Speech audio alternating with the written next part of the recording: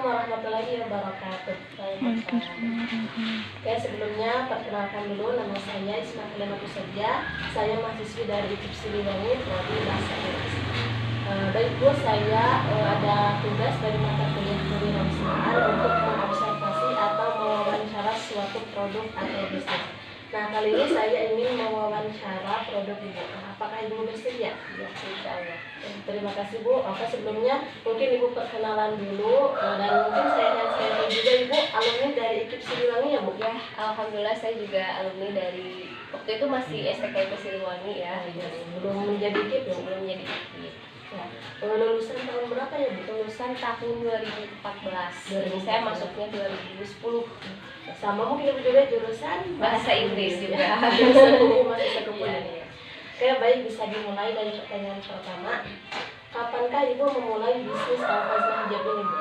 Kalau untuk Al-Faznah sendiri berdiri itu dari 2013. Cuman pada saat itu saya belum fokus Al-Faznah itu kerudung gitu. Jadi masih jual baju dari reseller, terus juga jual tas, jual dari berbagai merek. Tapi 2018 dari sana saya memulai untuk memfokuskan membuat Al-Faznah Hijab sebagai brand saya sendiri, dengan tidak mengambil lagi barang dari luar, tapi saya produksi sendiri. Oh, ya. Jadi kalau untuk konsep Al-Faznah Hijab dari 2018.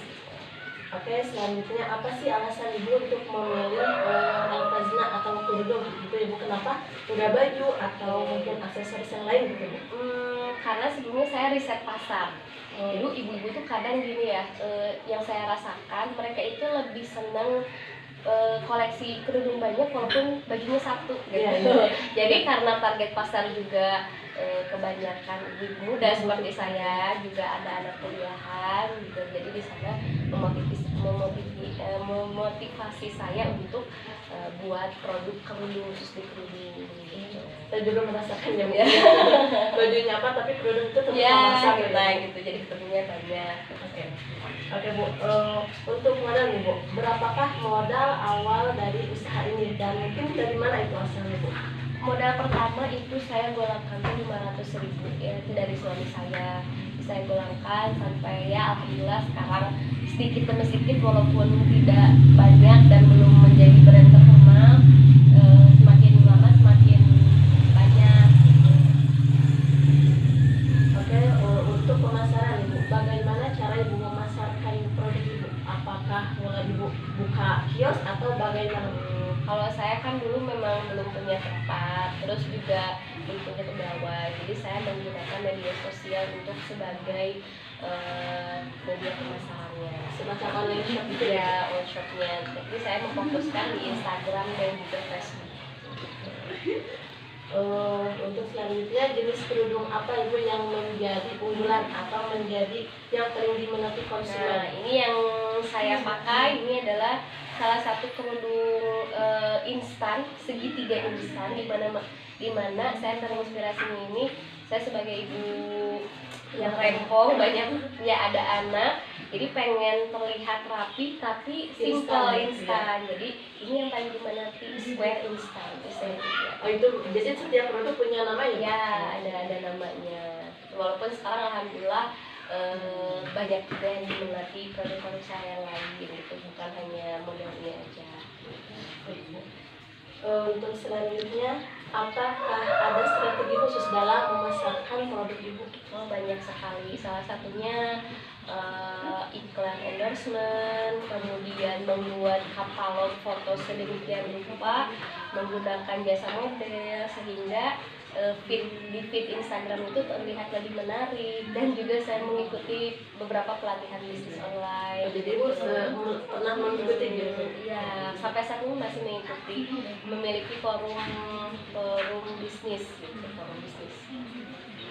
Untuk selanjutnya, dalam 1 tahun terakhir ini Bu, apakah Ibu merasakan omsetnya itu naik atau turun? Saya pikir bukan di tahun itu kayak nano-nano ya.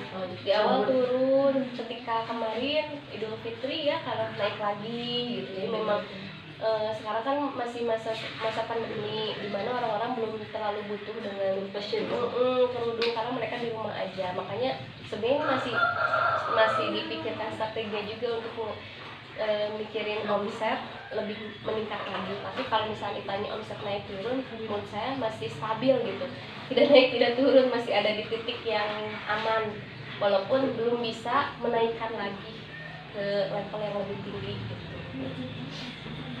Untuk sampai saat ini, apakah ada keinginan ibu yang ingin tercapai? Oh, banyak sekali. Manajemen dalam pengelolaan bisnis saya, terus juga job desk, pengen punya pegawai, juga pengen punya reseller. Itu masih banyak PR keinginan untuk mengembangkan bisnis ini. Menurut ibu nih, apa yang menjadi unggulan atau kekuatan dari produk itu?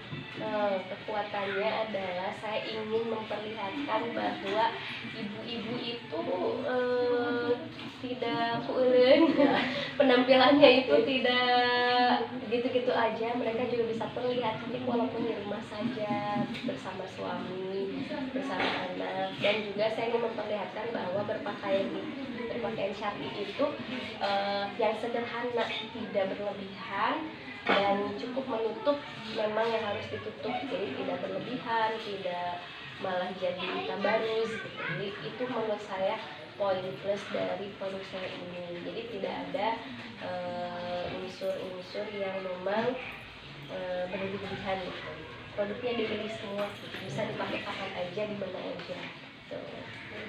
Untuk selanjutnya Bu, apakah menurut ibu ancaman apa yang dapat mengancam atau menghambat bisnis? Banyak banget sih, salah satunya adalah ownernya gaptek. Ya saya sendiri nggak upgrade ilmu, sedangkan yang namanya kompetitor kan banyak gitu. Terus yang kedua, dari segi produksi, kalau tidak tepat waktu ataupun banyaknya kecacatan.